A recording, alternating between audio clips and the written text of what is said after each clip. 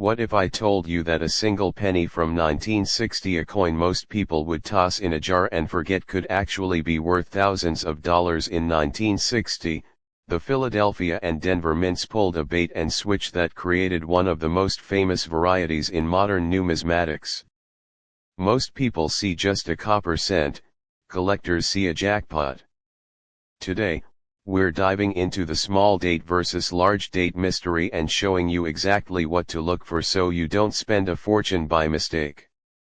Welcome back to Coins Heritage, your home for the deep history and high stakes of American numismatics.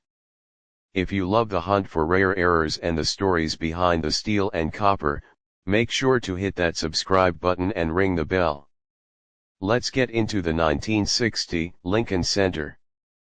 By 1960, the Lincoln Cent was in its second year of the memorial reverse design.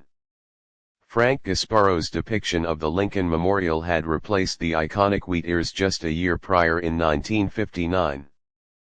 But early in 1960, the mint realized they had a major technical problem.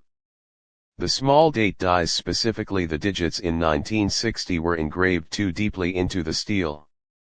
This caused the interior of the zero to break frequently during the striking process, leading to die chips and blurred details. Midway through production, the mint modified the hub to create a large date that was much more durable. This mid-year pivot created an instant rarity, especially for the Philadelphia strikes. While billions of pennies were made that year, only about 2 million small date versions were struck in Philly before the change was made, a tiny fraction compared to the usual output.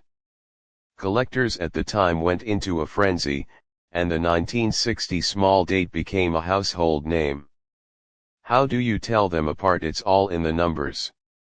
First, look at the 1. On the small date, the top of the 1 sits level with the top of the 9. On the large date, the 1 is noticeably lower. Second, check the 6. This is the ultimate giveaway.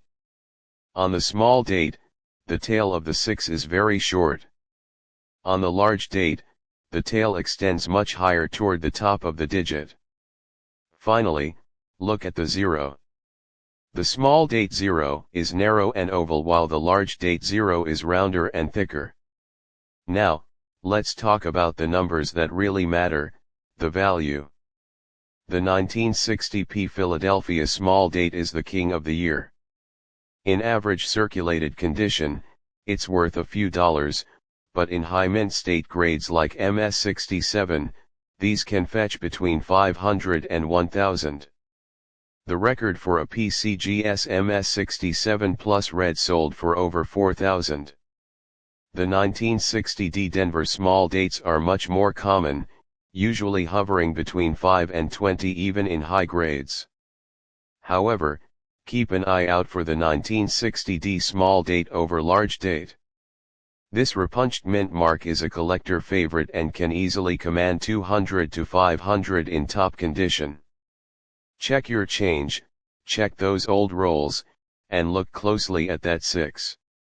You might just be holding a piece of mint history. Don't forget to like this video if you found it helpful, and comment below, have you ever found a small date in the wild? Until next time, keep hunting.